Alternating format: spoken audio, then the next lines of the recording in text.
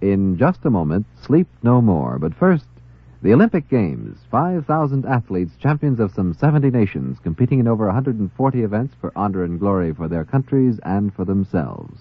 Just once in every 4 years does this remarkable spectacle take place. This is the year, and NBC Radio is the network that will bring you exclusive, live, on-the-spot coverage of the major events.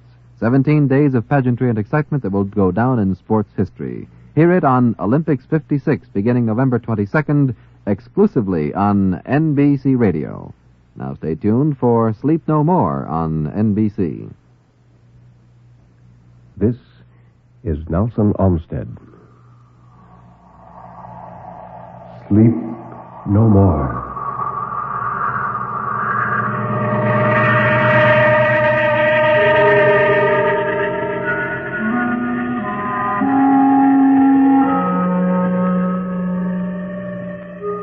Sleep no more. Turn down the lights. Sink back in your chair and don't look into the shadows. In the shadows, there may be moving things. Tonight, it may be you will sleep no more.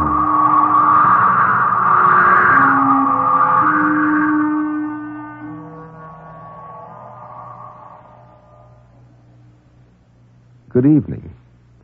This is Ben Grauer introducing tonight's Tale of Terror, told by Nelson Olmsted on the National Broadcasting Company's presentation of Sleep No More.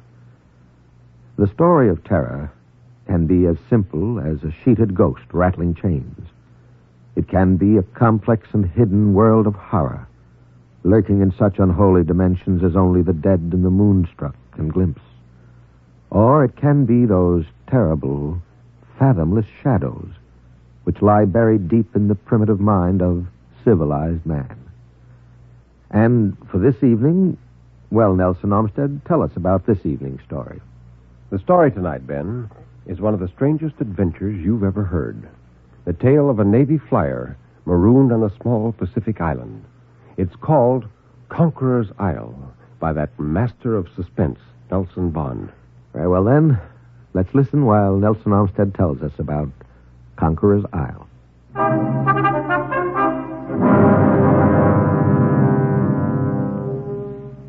As soon as Lieutenant Commander Gorham entered his room, Brady began to pour out his story. He spoke with tense, white-knuckled ferocity, his eyes intent on those of the older man. He said, You've got to believe me, sir. It sounds utterly impossible, I know. It sounds crazy. That's why I'm here. But it's the truth, and you've got to believe it. You've got to, sir. Lieutenant Commander Gorham sat down and said quietly, At ease, Lieutenant.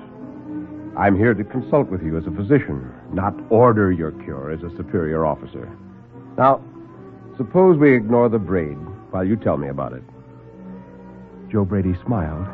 It was his first smile in weeks, and his face could not quite accomplish it. His lips twisted jerkily, but his eyes remained blank windows into torment. And he said, Thank you, Doctor. Where would you like me to begin? Gorham shuffled the pages of the lieutenant's case history and said, Well, now let's see. It says here that you are Lieutenant J.G. Joseph Travers Brady, Navy flyer, and you were assigned to the USS Stinger, an aircraft carrier. Is that right? Yes, sir. Well, it's your story, Brady. You know what you want me to believe. The trouble began, I understand, in your last bombing mission. That's right, sir. Or rather, that's when my troubles began. Well, the thing's been going on for longer than that, much longer. And someone's got to do something, Doctor. Time is racing by with every passing day. They grow stronger. I've got to make people understand. Yes, Lieutenant. But suppose you start at the beginning. Now, what about that unfortunate last flight? His calm, matter-of-fact tone had a soothing effect on the younger man.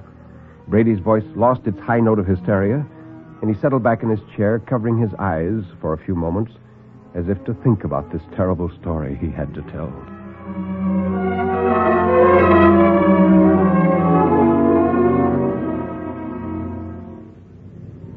Well, sir, we accomplished our mission and started home to the aircraft carrier, and we were cruising the South China Sea when, well, all of a sudden we discovered we were losing elevation like crazy. One of our winged tanks was spraying gas all over the South China Sea. We weren't worried, though. Navy watches out for its own, and We knew that an hour after we were forced to our life rafts, a rescue party'd be out to pick us up.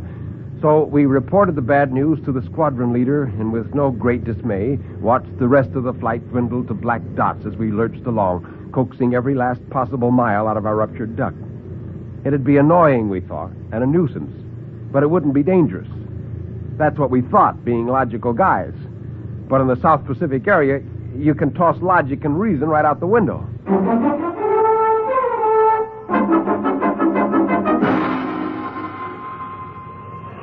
About 10 minutes after the rest of the flight had disappeared, a shrieking 100-mile gale picked us up and whirled us like a button on a hen-coop door.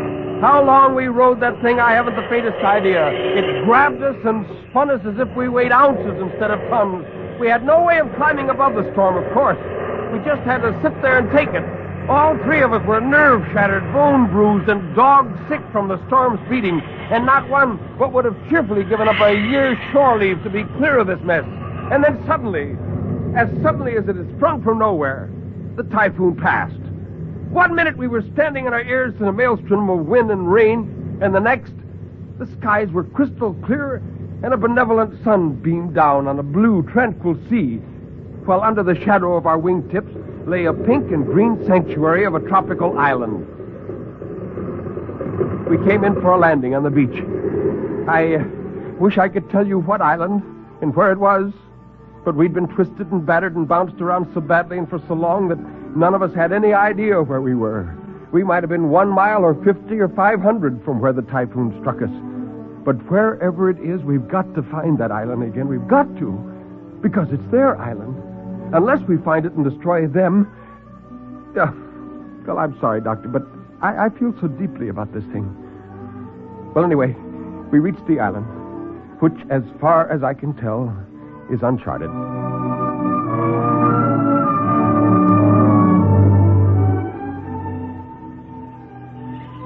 A few minutes after we'd landed, we heard a cheerful hail and looked up to find a white man approaching us from a wall of tropical foliage that spanned the beach. There were several of them, and they smiling and unarmed, and they welcomed us in English with courteous enthusiasm.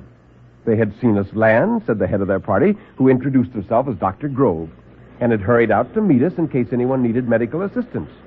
Well, I assured him that we were all right, and that we needed only food and rest and a means of communicating our whereabouts to our comrades, who by this time were undoubtedly fanned out over half the South Pacific searching for us. And then Dr. Grove said, "Food and rest you shall have.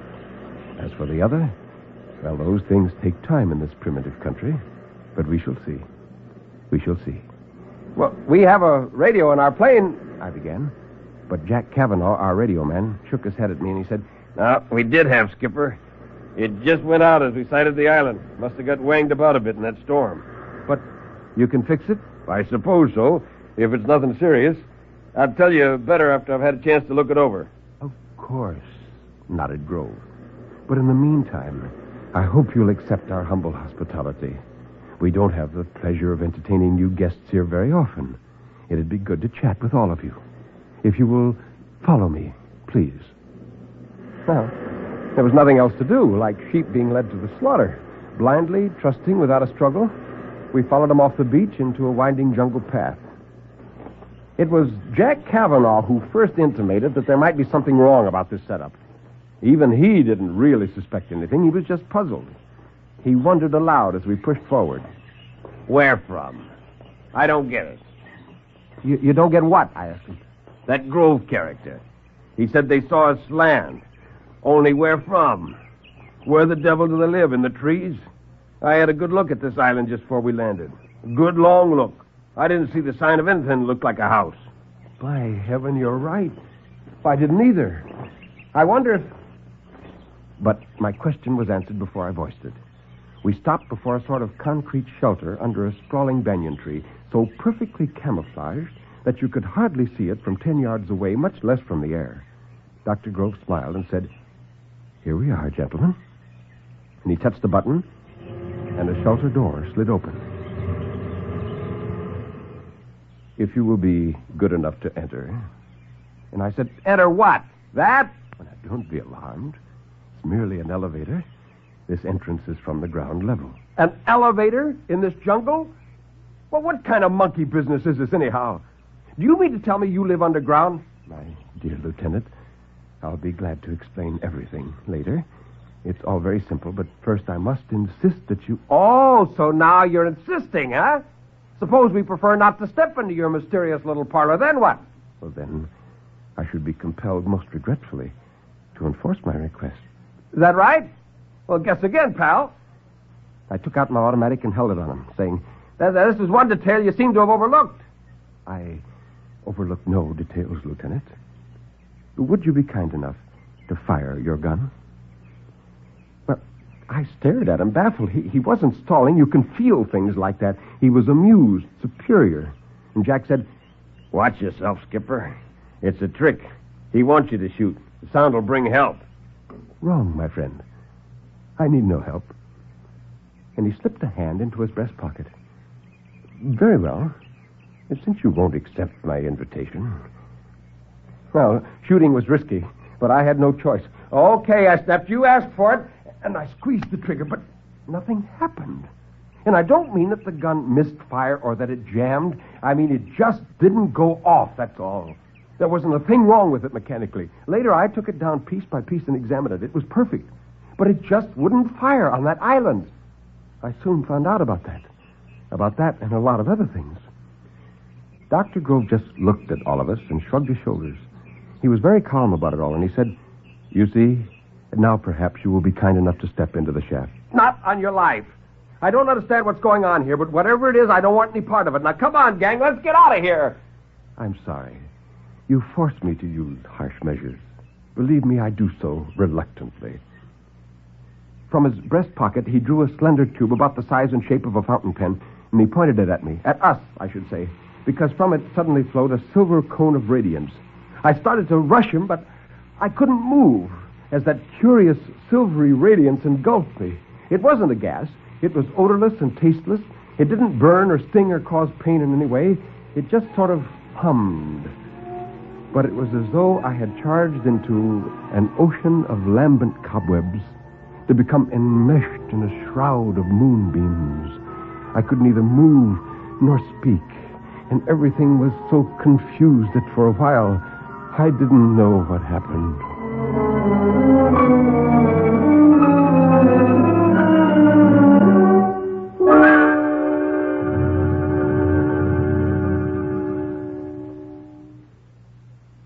It must have been just a short time later that I felt hands lifting, carrying me. They felt, well, how can I explain it? They felt far away. I could see, but only straight ahead of me. I couldn't move my eyes. And then I sensed, rather than felt, the motion of our swift descent.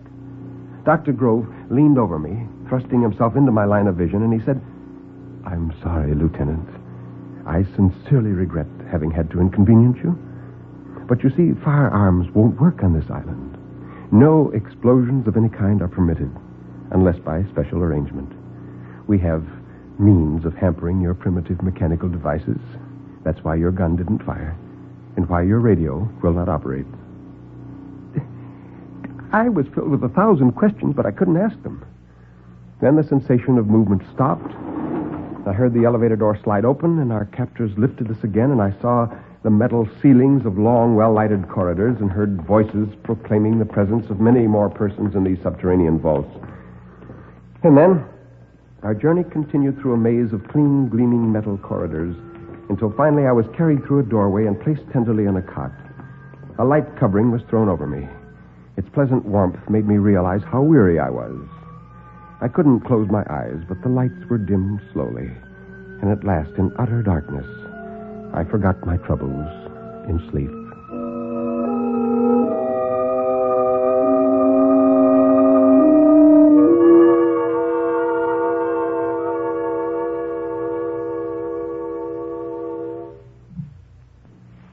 I don't know whether the return of lights awakened me or whether some unseen control automatically brought back the illumination when I awoke. At any rate, I roused from my slumber to find the room bright again. Even more important was the fact that I could move. I leaped from my cot and sprang to the door on the other side of the room, but as I had expected, it was locked. So I gave it up, for the time being, any idea of attempting to escape, and I set myself to studying my surroundings. For one thing, I was alone. Apparently, our captors had assigned each of us to a separate chamber. This one was Spartan in its simplicity. 4 walls of a dull, gray metallic substance I could not immediately identify. A cot, a chair, and a desk were the only furnishings. What amazed me most was that there were no lighting fixtures. I looked in vain for any source from which originated the pleasant and flickering illumination that flooded the room. I found nothing. The flow of light was constant, and oddly enough, there were no shadows. I think that's when I started to get frightened. I don't mean flabby-lipped or knock-kneed scared, but cold and awed and numb, like, the way a trapped rabbit must feel. Suddenly, desperately, I needed the reassurance of my comrade's presence. I raised my voice and shouted. There was no reply. The impassive walls should have echoed the panic of my voice, being metal, but like everything else in this strange place, it behaved unnaturally. It absorbed the sound, sopping it up as a sponge absorbs water. I shouted again and again, and then suddenly I heard the faintest sound behind me, and I whirled. Dr. Grove was stepping through the wall. Now, you must understand me here. I said through the wall, not the door. The door was in front of me, but Dr. Grove stepped into my cell through the solid metal wall. I know you're going to say that such a thing is impossible. To us, it is. To them, nothing is impossible. Nothing. Well, as I was saying, Dr. Grove stepped through the wall, and strange as it may sound, in that moment my panic ended. Oh, I still feared, yes, but I feared as a man fears a god or a demon. I looked on him with awe, knowing him to be as far above and beyond me in the life scale as I am superior to a dog or a beast of burden. So it was we talked, not as man to man, but as man to a lesser creature. And I was the lesser creature. He was the master. I was the serf. And he told me many things. Has it ever occurred to you, Doctor, that we humans are an egotistic race? Our Darwins and our Huxleys have told us that we are the product of a steady, progressive evolution, an evolution that started in primeval slime and has gradually developed to our present proud and self-proclaimed status as Homo sapiens, intelligent man. But perhaps we're not so intelligent as that.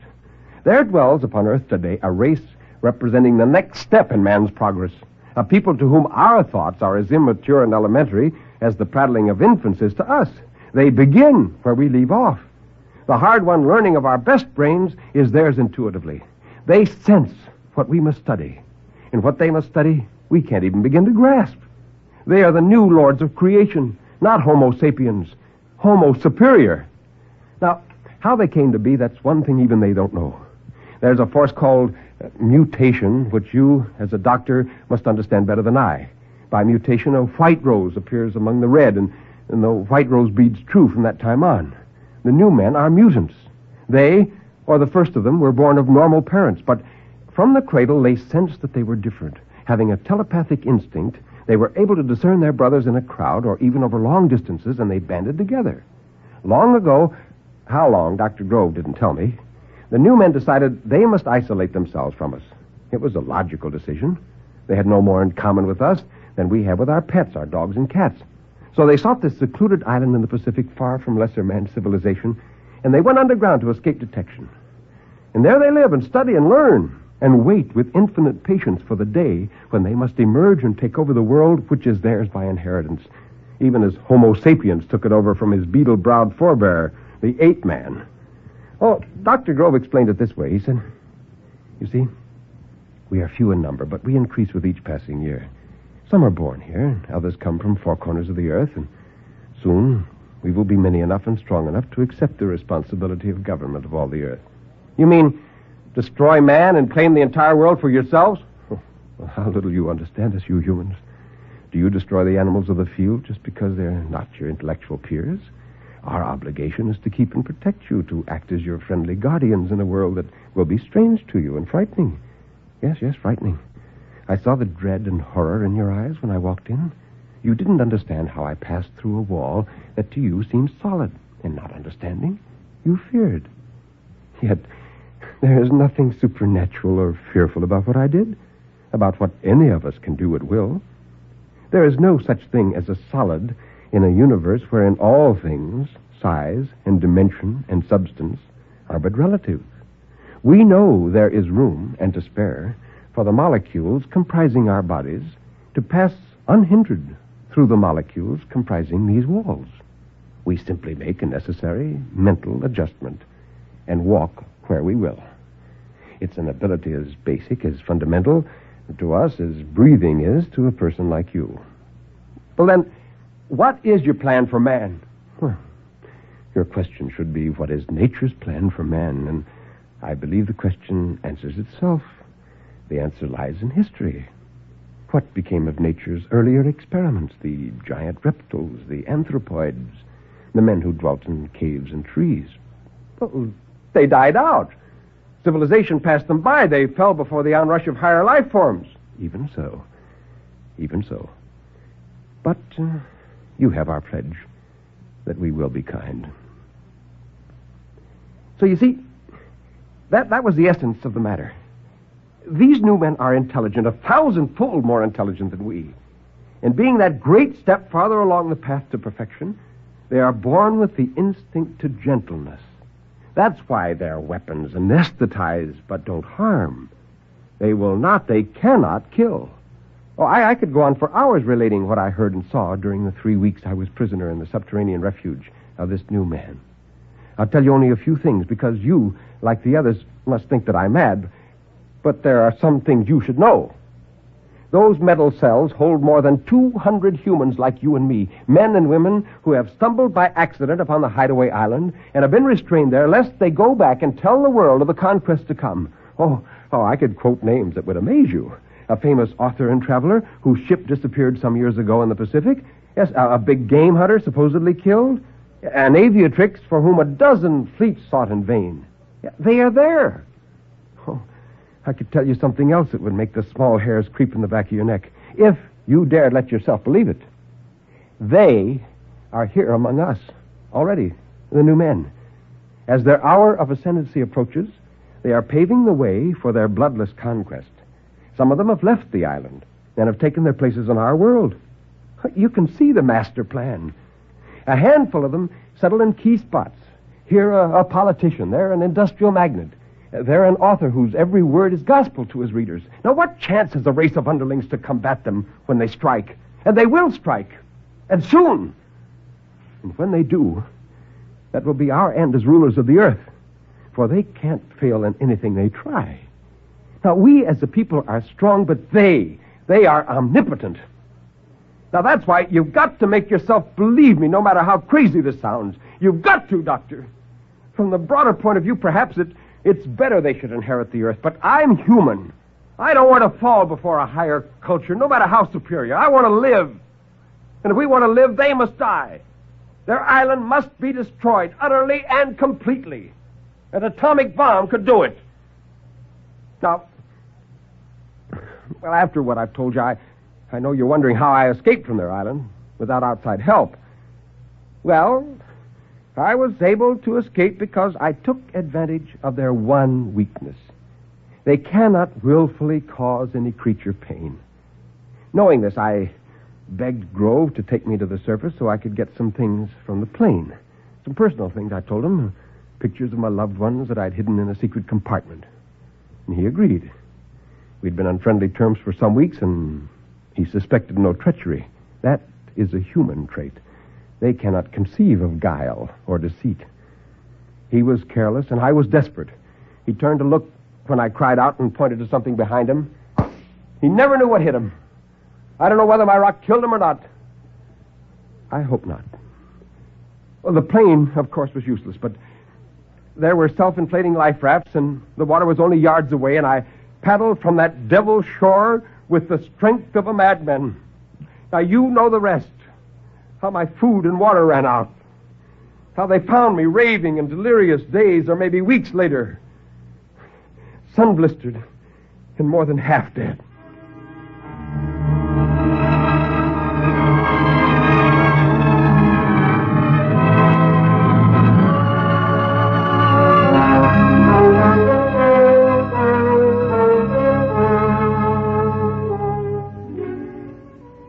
Dr. Gorham nodded and quietly closed the memo book in which he had scratched only doodles. Brady sat in his chair as if exhausted from the memory of his experience. Well, Lieutenant, said Dr. Gorham, it's been a pleasure listening to your story. Brady looked at Dr. Gorham for a moment and said, You don't believe me either, do you? Well, I'll make a report to my superiors. Please be patient and try not to worry. Good day, Lieutenant. Oh, go to the devil. Oh, go to the devil. The doctor gazed compassionately at the young man for an instant, shrugged, and left the narrow chamber. Outside, another medical officer greeted him. Ha there, Gorham. You talked with him. Well, what's your verdict? Gorham touched his forehead. A clear case of persecution mania. An amazing form. So I've never heard a tale so complete and logical, but, well, do what you can for him. I'm afraid he's going to be here for a long time. Perhaps for as long as he lives. Turned loose, he might be dangerous. Yes, it's tough. A nice boy, too. But it does nasty things to a man floating for weeks in a life raft. He was the only one of his crew to survive. Well, Doctor, will you have lunch with me? Oh, no, thank you. I've got to run along. I have to turn in a report and a recommendation on this case. Of course. Well, I'll see you later, then. The other medical disappeared down the spotless corridor of the mental ward. Gorham pondered briefly, orienting himself.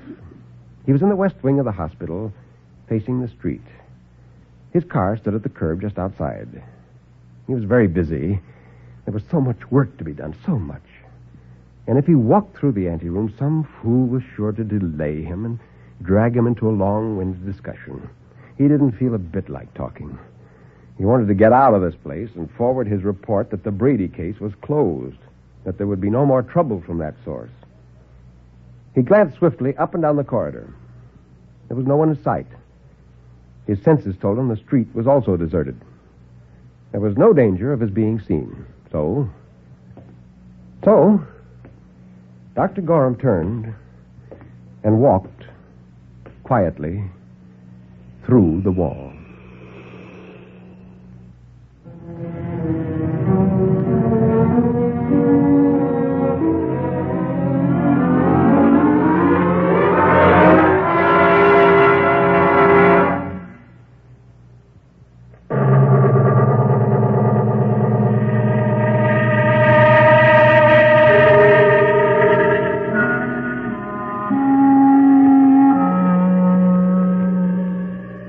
You can turn up the lights now.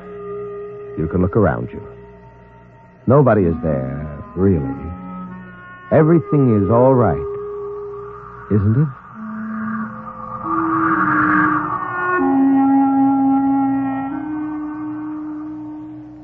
Step over here, Nelson Olmsted, and tell us about next week's story. Well, next week, Ben, we have two stories. One is a classic tale of terror by W.F. Harvey called August Heat. The other is a fantasy by Nelson S. Bond with the strange title, Mr. Mergenthorker's Loblings.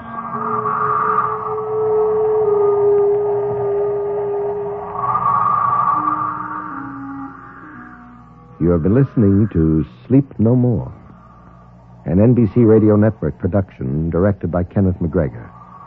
Mr. Olmsted's albums are recorded exclusively for Vanguard Records. Until next week, when Nelson Olmsted will again be here in person, this is Ben Grauer bidding you good night.